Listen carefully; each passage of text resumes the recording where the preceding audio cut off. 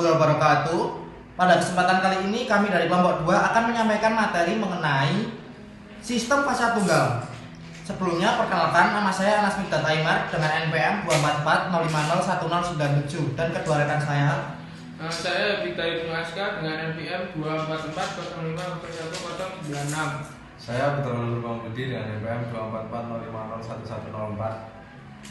Materi ini sangat penting karena sistem fasa tunggal adalah salah satu sistem tenaga listrik yang paling banyak digunakan dalam kehidupan sehari-hari, terutama pada instalasi rumah tangga.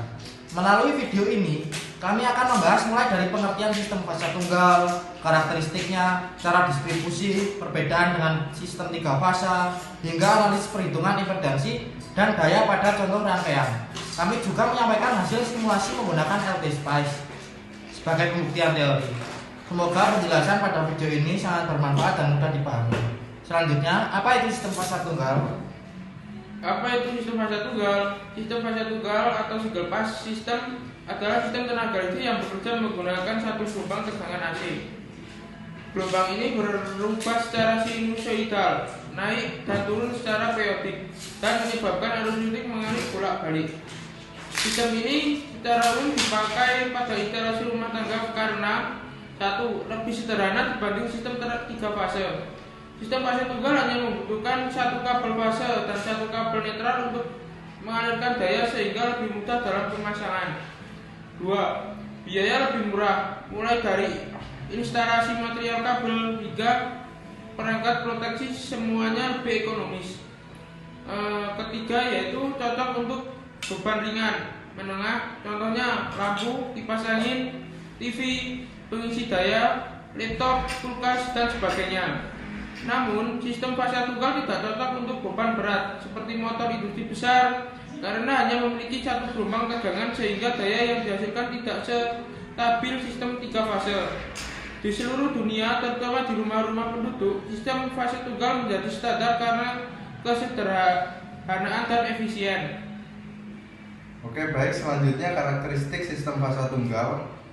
Nah, sistem fasa tunggal memiliki beberapa karakteristik utama yang perlu dipahami. Yang pertama, memiliki 2 atau 3 konduktor. Ada line dan netral. Line di sini membawa tegangan AC dan netral sebagai jalur kembali arus. Terus ada ground juga yang digunakan secara opsional untuk keamanan. Kombinasi ini membuat sistem aman dan mudah dipasang. Nah, yang kedua, jenis beban yang cocok. Sistem fasa tunggal ideal untuk beban yang membutuhkan daya tidak terlalu besar seperti lampu, kipas, charger, peralatan dapur, televisi, atau AC kecil. Nah, untuk motor besar, sistem fasa tunggal kurang efisien karena arus awal besar dan torsi kecil. Yang ketiga, daya tidak konsisten. Karena hanya ada satu sinyal tegangan, momen daya naik turun mengikuti bentuk gelombang sinus. Inilah sebabnya motor satu fasa sering membutuhkan kapasitor untuk membantu start. Yang keempat, tegangan standar. Di Indonesia, sistem fasa tunggal menggunakan 220 volt dengan frekuensi 50 Hz. Standar ini berbeda dengan beberapa negara seperti Amerika yang memakai 110 volt. Karakteristik inilah yang membuat sistem fasa tunggal banyak digunakan pada bangunan residensial. Selanjutnya, distribusi dan instalasi dalam fasa tunggal. Terdapat 2 metode distribusi utama yang digunakan di dunia untuk menyalurkan sistem fasa tunggal. Yang pertama, sistem konvensional. Sistem ini umum digunakan di Indonesia, Eropa, UK, dan Asia. Pada metode ini, rumah-rumah menerima daya melalui satu kabel fase dan satu kabel netral. Tegangan antara fase dan netral adalah 220 sampai 240 volt. Metode ini sederhana dan digunakan secara luas untuk keperluan konsumsi listrik sehari-hari. Yang kedua, sistem split phase. Sistem ini umum digunakan di daerah Amerika Utara. Karena berbeda dengan Indonesia, di Amerika sistem fasa tunggal menggunakan 2 kabel hot yang berbeda di fase 180 derajat dan satu kabel netral. Hal ini membuat 2 level tegangan. Yang pertama 120 volt antara hot dan netral. Yang kedua 240 volt antara hot dan hot. Sistem ini memungkinkan peralatan rumah besar seperti oven, mesin cuci, dan AC karena memiliki suplai daya yang lebih stabil. Kedua jenis distribusi ini menunjukkan bahwa sistem fase tunggal dapat diimplementasikan di beberapa konfigurasi tergantung kebutuhan negara dan standar keamanan lainnya. Untuk yang selanjutnya yaitu perbandingan fase tunggal vs 3 fase. Untuk memahami posisi sistem fase tunggal, kita perlu membandingkan dengan sistem 3 fase. Sistem fase tunggal, struktur sederhana, fase plus netral, murah, cocok untuk beban kecil hingga sedang, daya naik turun atau fluktuatif, banyak dipakai di rumah. Sistem 3 fase memiliki 3 sinyalase yang berbeda fase 120 derajat. Aliran daya lebih stabil dan konstan, banyak menyalurkan daya besar, cocok untuk industri, pabrik, dan motor besar. Perbandingan ini membantu kita menentukan kapan menggunakan sistem 1 fase dan kapan perlu 3 fase. Oke, selanjutnya kita masuk ke analisis perhitungan rangkaian. Di sini kita ada contoh beban seri RL sebagai yang dapat dilihat pada slide. Diberikan resistor 20 ohm, induktor 0,1 H, frekuensi 50 Hz dengan tegangan sumber 220 volt. Tujuan perhitungannya mencari reaktansi induktif, mencari impedansi total, mencari arus, mencari sudut fase, menghitung daya P, Q, dan S. Yang pertama, reaktansi induktif XL didapatkan dari 2πfL yang kemudian menghasilkan perhitungan 2 kali Pi kali 50 kali 0,1 menghasilkan 31,42 ohm, sehingga reaktansi ini menunjukkan hambatan reaktif akibat induktor. Yang kedua, impedansi total Z. Karena rangkaian seri RL, Z-nya dihitung dengan akar R kuadrat plus XL kuadrat, di mana nilai R-nya sama dengan 20 dan XL-nya sama dengan 31,42 yang menghasilkan nilai Z 37,12 ohm. Impedansi adalah hambatan total terhadap arus AC, jadi impedansinya adalah 37 ohm.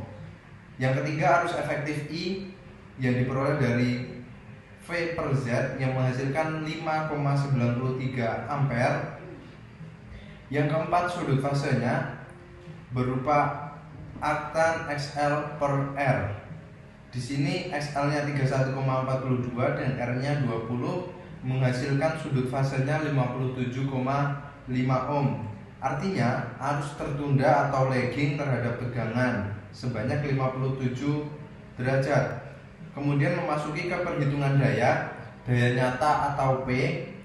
Di sini diperoleh dari VI cos Pi yang menghasilkan 703 watt. Untuk daya reaktif Q, VI sin Pi yang menghasilkan 1115 VAR.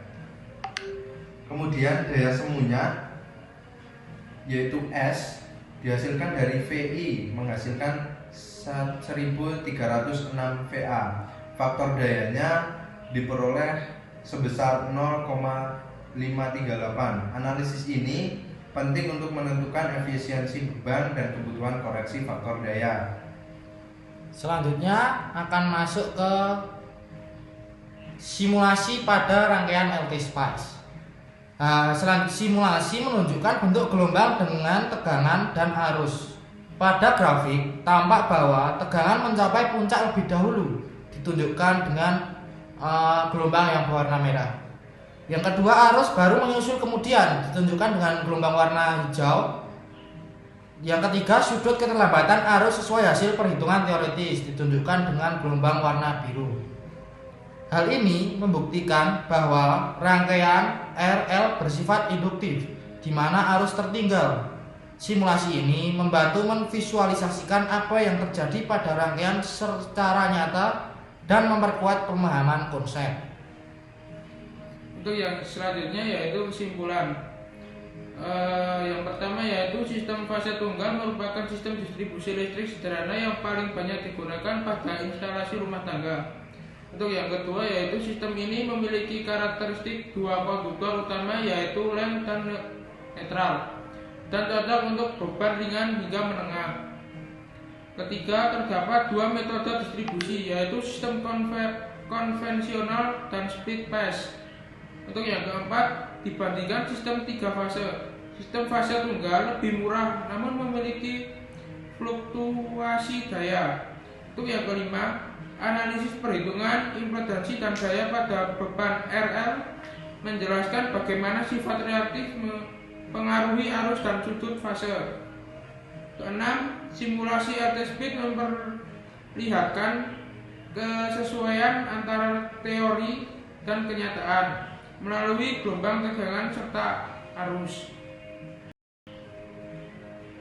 Demikian penjelasan dari kami. Semoga materi ini bermanfaat dan menambah pemahaman mengenai sistem fasa tunggal. Jika ada salah kata mohon dimaafkan. Sekian simulasi atau presentasi dari kelompok kami. Semoga video ini bermanfaat. Assalamualaikum warahmatullahi wabarakatuh.